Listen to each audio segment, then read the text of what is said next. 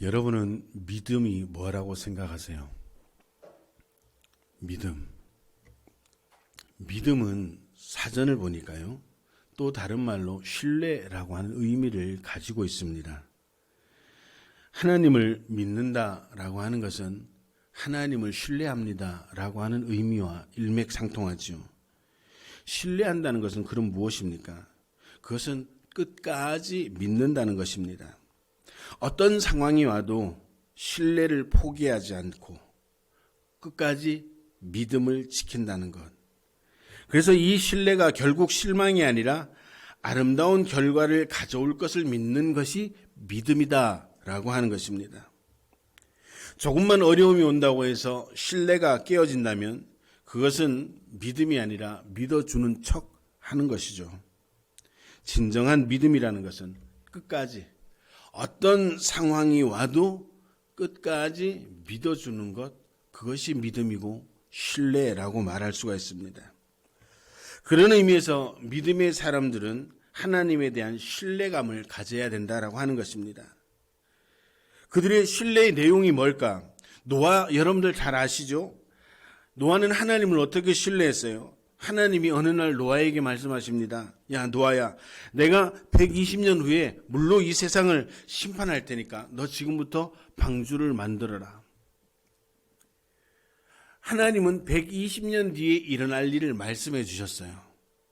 지금 우리 기준으로는 그건 말도 안 되지라고 하지만 그 시대는 가능했다. 우리가 성경을 통해서 그 믿는 내용이 그거 아닙니까? 그런데 중요한 것은 하나님이 그렇게 말씀하셨다고 할지라도 그 120년 후에 그런 일이 일어날까라고 하는 생각을 할 수도 있을 것이고요. 그리고 지금부터 120년, 이 어마무시한 기간을 어떻게 내가 이 끝까지 믿음을 지키지? 그런 걱정도 있었을 것입니다. 여러분들에게 10년 뒤에 어떤 중요한 약속을 하면서 10년 뒤를 위해서 지금부터 준비합시다. 그렇게 누군가 얘기했다. 저는 사실 이 말씀을 준비하면서 그 생각을 들었어요. 제가 아니죠. 우리 교회가 올해가 딱 10년 되는 해입니다. 그래서 제가 10년 전에 이곳에 교회를 개척하면서 하나님께서 은혜 주셨던 많은 것들이 있는데요. 지금 와서 돌아보니까요. 나는 확실히 그릇이 안 되는구나 생각이 드는 거예요. 120년의 약속을 신뢰하고 지켰던 노아를 보니까 난 10년도 못 지킨 것 같단 말이죠. 그게 사실 오늘 우리의 모습이 아닐까 그런 생각을 해봅니다. 여러분들, 노아는 그 하나님의 말씀을 들으면서 산에 올라가서 나무를 베고 배를 만들기 시작했습니다. 여러분들 120년 동안요, 환경이 어땠을까요? 아마 주위의 사람들은 다 미쳤다고 했을 겁니다.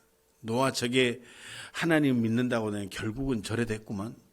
결국은 마셔갔구만. 이런 얘기 안 들었겠어요? 많이 들었을 거예요. 그런데도 노아는 계속해서 120년 동안 묵묵히 방주를 만들었습니다.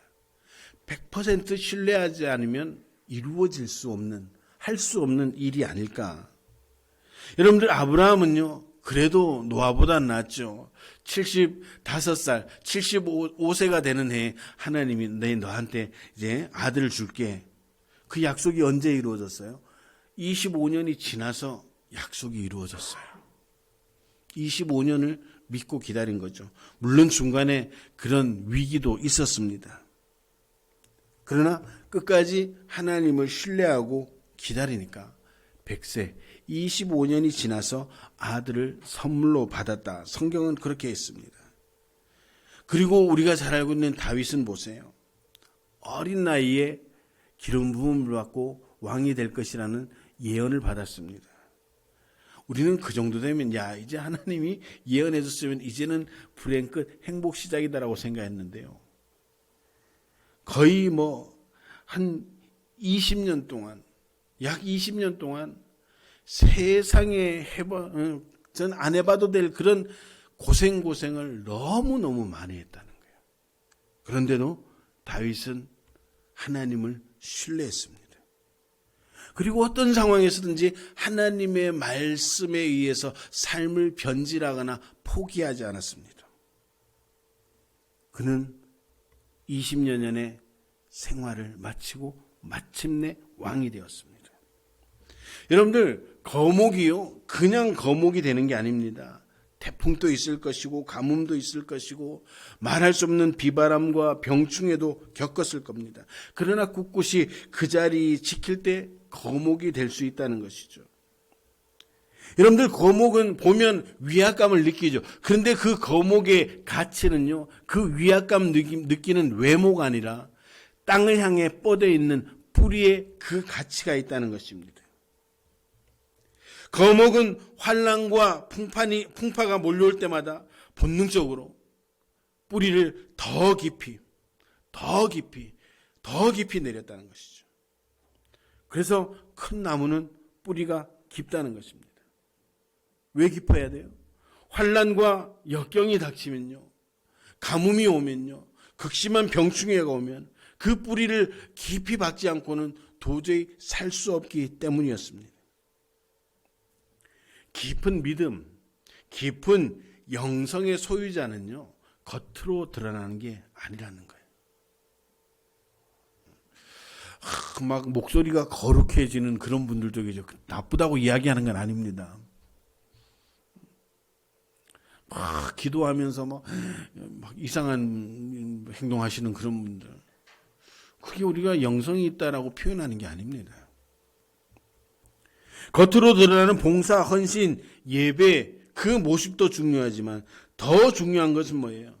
보이지 않는 뿌리 깊은 영성이 있어야 된다는 것이죠. 하나님을 신뢰한다는 것은요, 바로 이런 영성을 소유해야 된다라고 하는 것이죠.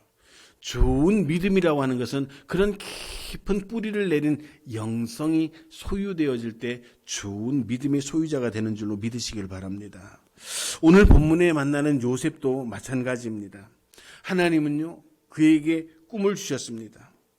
어릴 적에 그 꿈을 받으니까 얼마나 가슴이 설레었던지요. 형들에게, 아버지에게 그 꿈을 막 자랑을 했습니다. 하나님이 이런 꿈을 꾸게 해주셨다라고.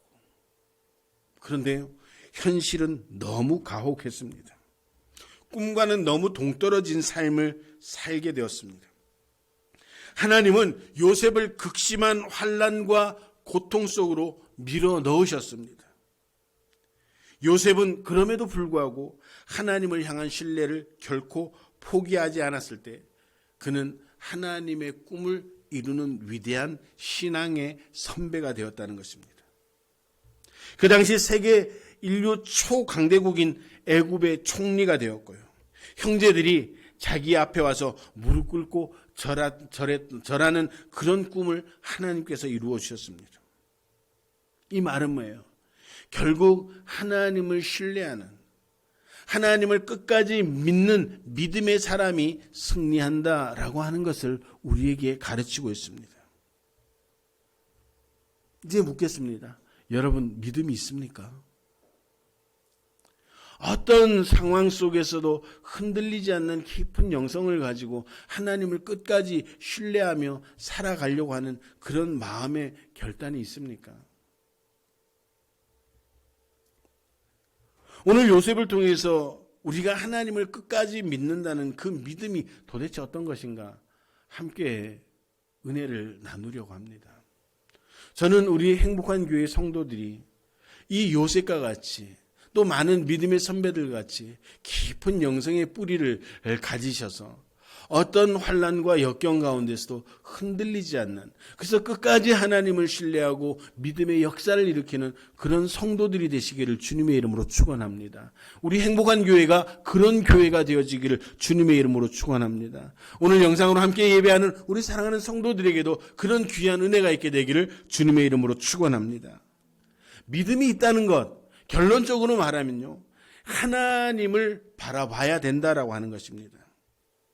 우리가 살아가면서 사람을 의지하고 사람을 바라볼 때가 많죠. 그런데 사람이란 존재는 아주 묘한 존재입니다. 우리는 사람 때문에 웃습니다. 기쁨을 얻습니다. 그런데 반대로 사람 때문에 상처를 받기도 하고 사람 때문에 눈에 눈물을 흘리기도 합니다. 살다 보니까요, 사람 때문에 받는 상처가 제일 오래 가는 것 같아요. 좀처럼 쉽게 아물지가 않습니다. 여러분들, 우리가 사람을 바라보면요, 그렇게 상처받으면 돌이킬 수 없는 그런 관계로 전락해버린다는 것이죠. 사람을 신뢰하고 사람을 의지하다 보면 재기하지 못하는 그런 좌절의 자리까지 떨어지게 된다는 것입니다. 여러분들, 요셉을 보세요. 사람에게 얼마나 많은 상처를 받았습니까? 요셉은 사람 때문에 3번의 큰 상처를 받았죠. 그런데 그 3번의 상처는요, 자기 인생의 전환점을 만드는 그런 엄청난 사건들이었다는 것이죠. 첫 번째 상처는 뭐예요? 친형들로부터 받은 상처입니다. 오늘 우리가 본문을 읽었지만 형들은 평상시에 이 요셉을 못마땅하게 여겼습니다. 아버지의 사랑을 독차지했기 때문에. 근데 거기에다가 기름 부은 게 누구예요? 요셉이에요. 요셉이 꿈 얘기를 하는 거예요. 형들이 모두 다 자기 앞에 와서 무릎 꿇게 된다는 겁니다. 자기는 그렇게 형들보다 더 존귀한 사람이 될 거라고 그렇게 이야기를 하는 겁니다. 그렇지 않아도 저거 참 미워 죽겠는데 그 꿈 얘기하니까 정말 더 죽이고 싶은 그런 생각이 안 들었을까? 결국 요셉을 노예 상인에게 팔아버렸습니다. 요셉을 판 사람들이 누구예요? 친형들입니다. 어떻게 형들이 동생을 그렇게 노예로 팔 수 있습니까? 그런 일이 요셉의 인생에 일어나게 되었습니다. 형들 때문에 노예가 된 요셉은 그 사건으로 받은 충격이 얼마나 컸을까 생각해 볼 수도 있겠죠. 아마 보통 사람들 같았으면 자신을 판 형들의 얼굴을 떠올릴 때마다 분노가 치밀어서 아마 마음의 상처가 더 깊어지지 않았을까 그런 생각. 자다가도 형들 생각하면 벌떡벌떡 일어나는 그런 안타까운 그런 삶의 현장이 있지 않았을까 생각을 해보게 됐습니다. 그런데 이 요셉은요, 그런 몹쓸 일을 당하고 나서도 그는 자기가 주어진 그 삶의 현장에서요, 형들의 얼굴을 기억하고 생각한 것이 아니라 하나님의 얼굴을 바라봤습니다. 형들이 얼굴이 떠오를 때마다 사실 분노가 치밀지 않았을까요? 그런데 그 분노를 사귀고 하나님을 바라보게 되었다는 것입니다. 그렇게 하나님을 바라봄을 통해서 형들의 얼굴을 덮어버렸습니다. 왜 하나님은 그 사람들을 통해서 나에게 이런 아픔을 겪게 하시는 것일까?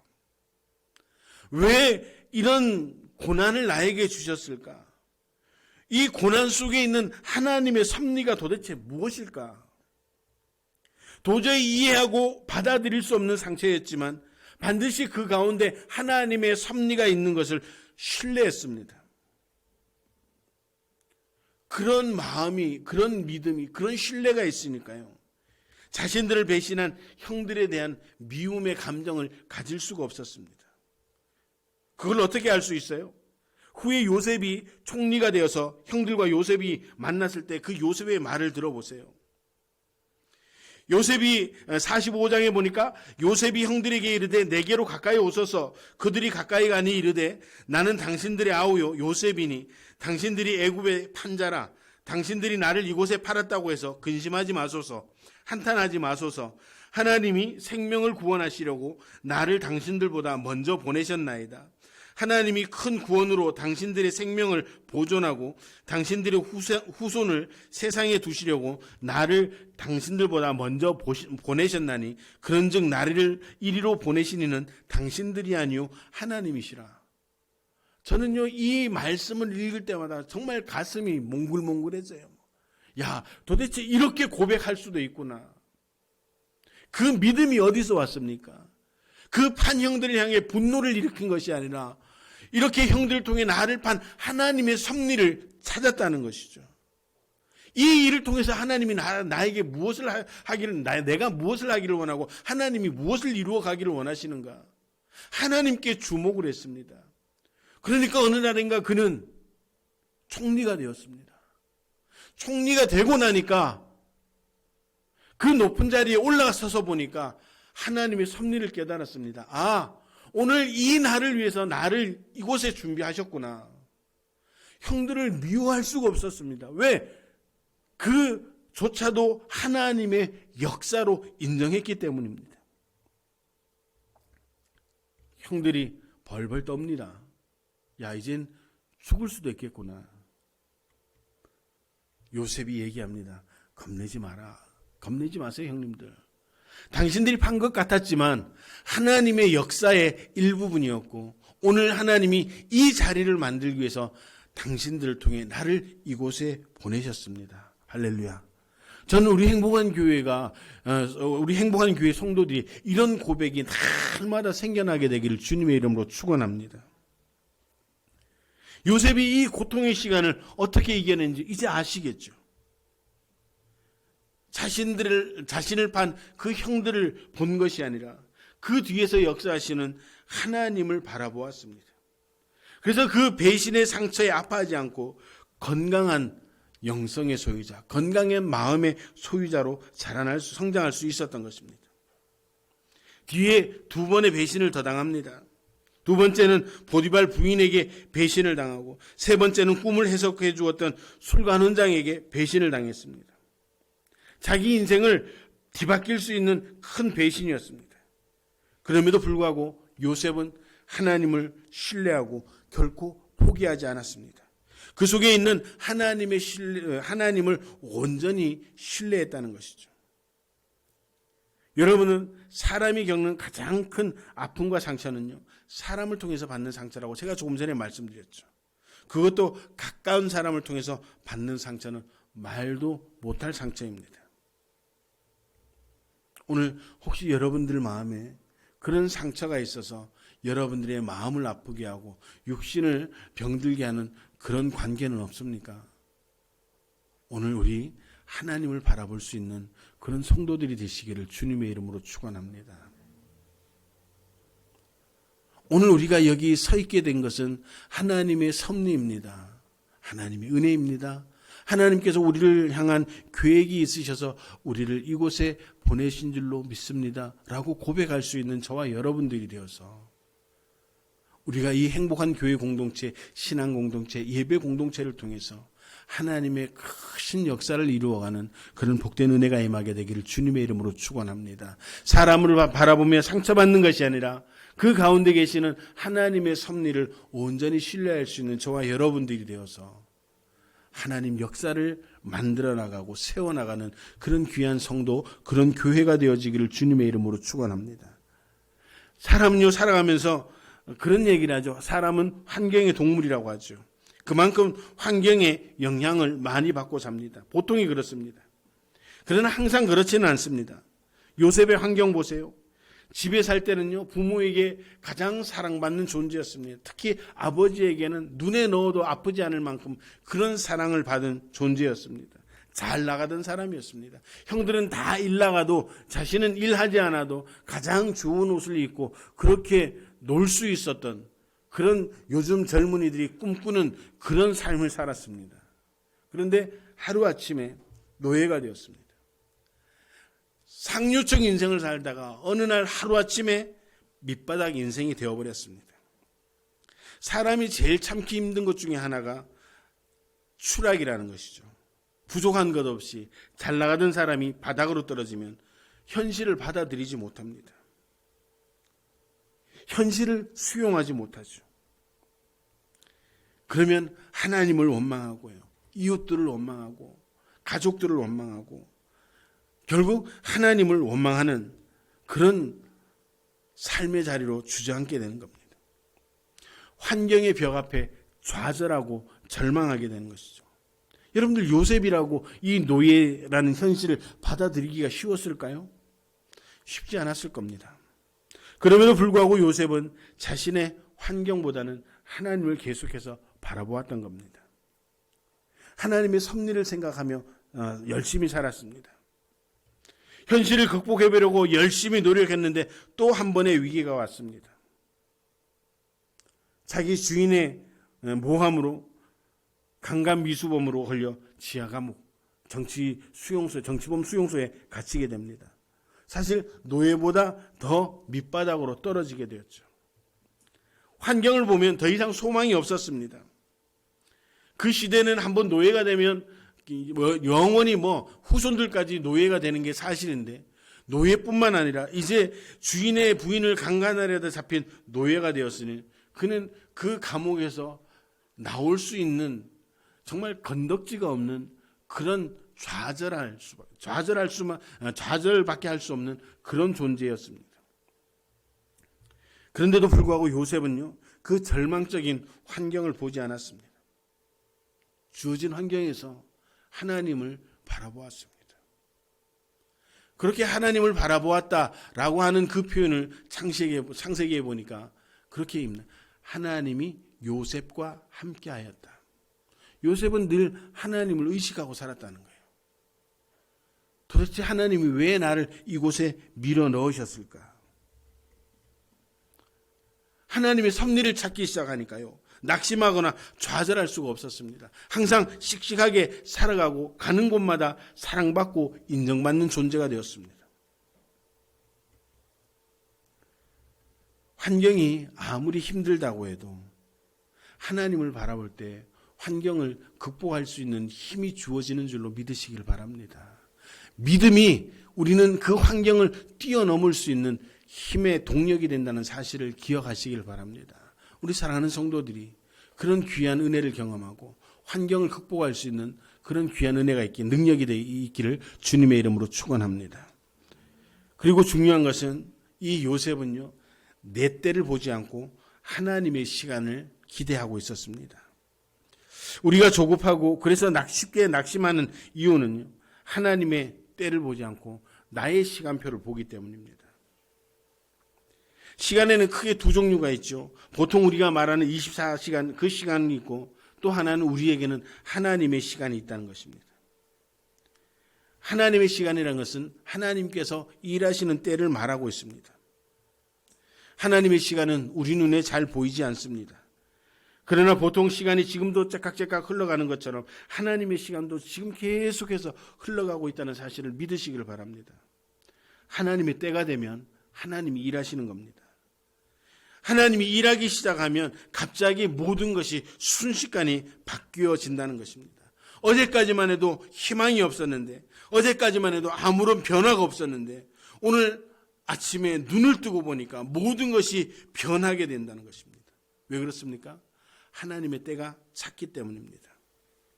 아브라함은 자기 시간을 보면서 86세쯤 되어서 자식이 이제쯤은 생겨야지 않겠나라고 하는 생각을 합니다.